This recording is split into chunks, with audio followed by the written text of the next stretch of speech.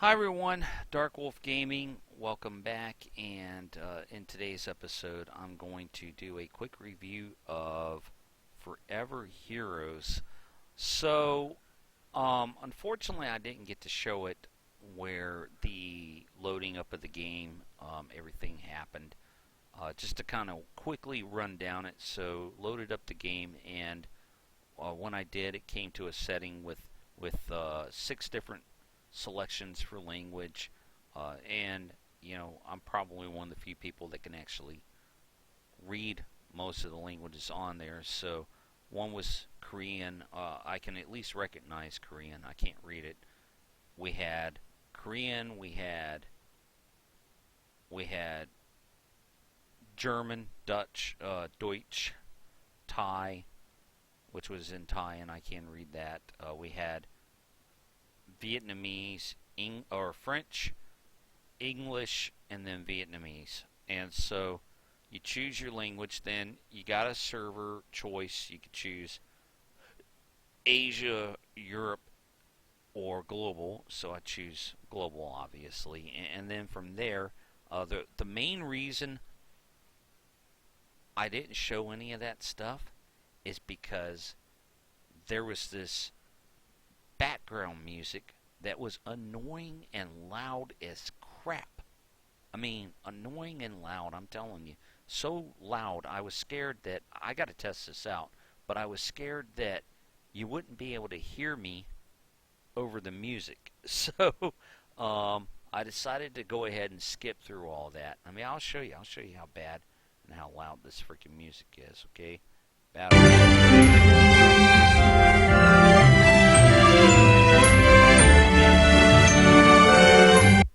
I don't know if you're able to hear that, and the sound effects too are pretty loud. They're pretty cool in the battle, but it's too much, and so during the battle I can't make comments or anything, so I kind of have to turn it down. Right now, I really don't know how to take and separate the sound from the game and the microphone, other than to turn the game's music and sound off.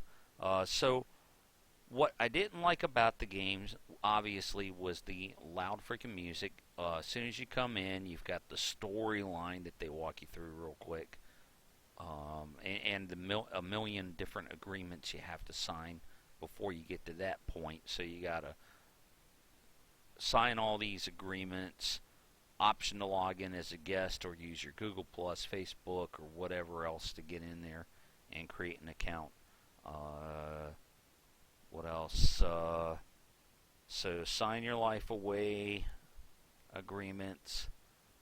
You got the extremely long discourse and introduction, and then a tutorial, which is just, again, super freaking long, and I kind of decided to skip through all that. And as soon as you're done with all that, then they immediately start trying to hit you up to buy stuff.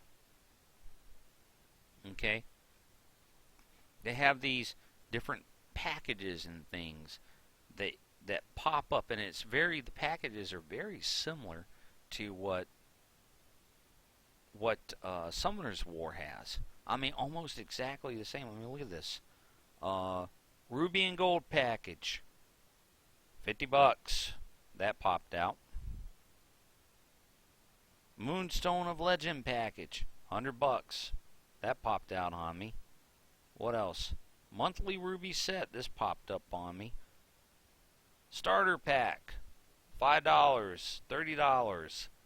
By the time they get done with all the different packages and stuff that popped in my face, I probably would have spent at least a few $100 if I chose to, put money on them. So I'm not doing that, and especially when you just throw it in my face like that. I don't mind spending on a game, but I mean, hello, don't just throw it in my face. It's like walking to a dealership.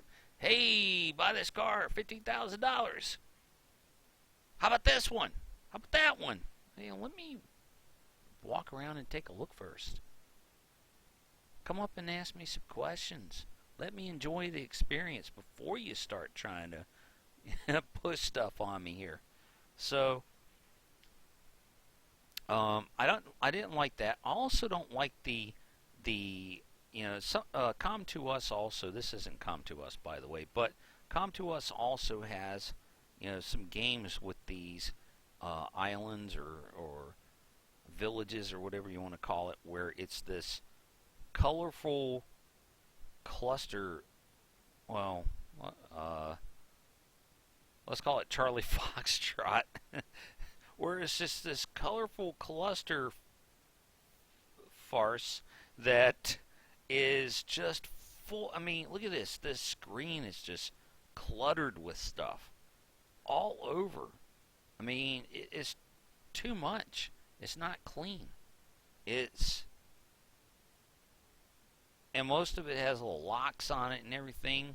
I mean, I don't like that. I do like Summoner's War in the fact that I could sit there and hold on a second. Let me. Speaking of Summoners of War, on my phone, I'm leveling up my Fire Monkey King that I just 6-starred. So let me do that real quick. But so, I like the fact that they give you an island which is pretty empty, and you have certain buildings that you need to have. The rest of them you don't. You can ignore it. You don't have to have them, and you don't have to have every building. And you can get rid of trees, you can get rid of different things. You can't do that on this. I'm trying to click on a tree or something. It won't let me get rid of stuff. And you're kind of stuck. So over on that game, you can get what you want. You don't have to have it. You can get rid of stuff. And you can rearrange things and make your island look as however you want to make it look. And I really enjoy that more. Okay, so let's go to battle here, and we'll go to Nemesis Forest. And really quick, I already cleared 1-1 and 1-2, but let's take a look at 1-3 here. They also have the whole little thing of the idea of the elements. They got the elemental triangle: fire over wind, wind over water, water over fire, and then light and dark are opposite of each other, just like in Summoner's War. So that exists as well in this one. I mean, let's do a battle real quick, and I'll show you some stuff. So you also got leadership skill on monsters. So, if I want to put that in there, okay, no leadership buff, no leadership buffs. Okay, so it's good. So have her in there. Increase HP of allies by 20%. Alright, so we got leadership skills. I have the option to auto-repeat a particular battle if I want. So, that's pretty cool. That's an aspect that does not exist in Summoner's War.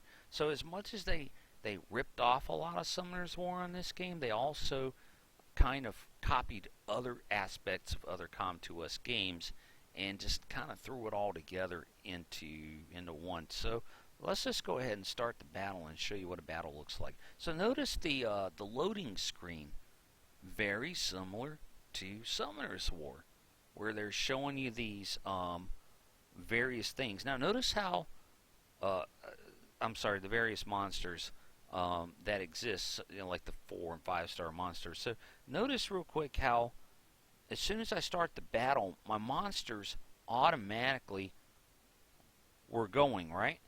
And so you have here, you've got the option to give up a fight. You got the option to change the speed, so I can go times 1, times 2, times 3. And right next to that is auto battle. Unlike Summoner's War, you don't have to wait till level 3 to use auto battle. And you don't have to choose auto battle every time you go into something and change things. It's there. You could do manual if you want, but I mean, I don't know. If I can auto stuff, then I will. Okay, so these guys are pretty tough here. I mean, look at that. I might actually lose this one. I don't know. Alright. So I'm probably going to get 1 star because, oh, 2 stars instead of 3. That's fine. So clear time, alright. And I got some monsters that leveled up. You get rewards. Moonstones, okay, great. And notice this, so I can either redo this or I can go to the next stage. Notice this too, here's something really cool. So, gear, you know,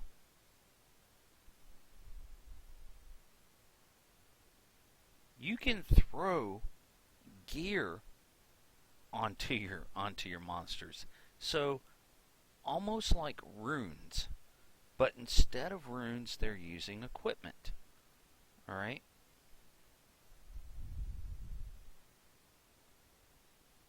You also have awakenings. You also have growth, which means you can evolve your monsters. I guess once they reach a certain level. So 2 of 25 for 3 star, which is exactly like Summoner's War. I'm going to probably predict that 1 stars only go up to 15, 2s to 20, 3s to 25, 4s to 30, and 5s to 35. And I'm sure they probably evolved to 6 stars as well, and 6 star 40. Almost guarantee it. Okay? I'm going to look at the gallery here. It's just like the album, or not album, collection in Summoner's War. Look at that. We got 1 stars, 1 star, 2 star, 3 star, 4 star, 5 star, awakened, unawakened, and awakened. Okay? And look, you click on a monster. See what it's like. You can click on reviews and see them in Korean. Like, okay.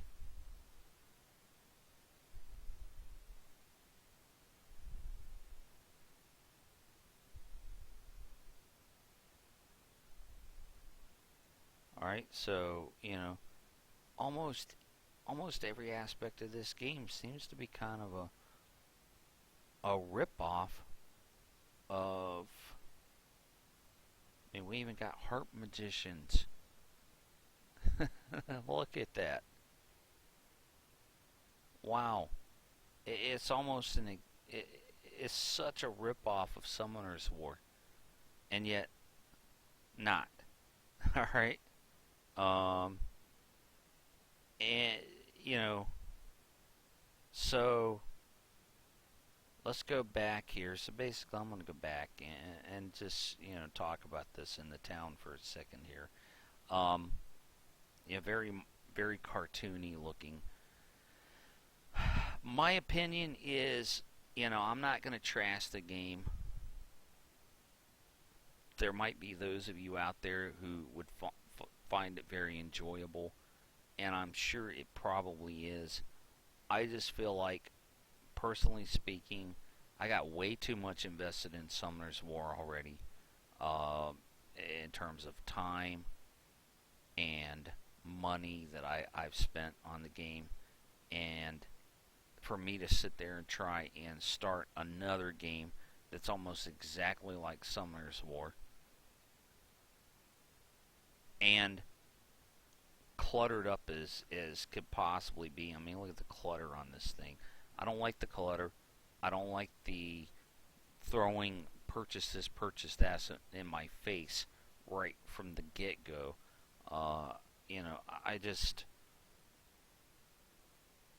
I'm not personally enamored with the game, and so I think that I'm probably not going to want to play it anymore. If I hadn't already been spoiled by Summoner's War, I would consider playing this game further, but at this particular time, I'm not. So, thanks again for joining me, and I hope you appreciate this this quick review, and we'll see you next time on Dark Wolf Gaming.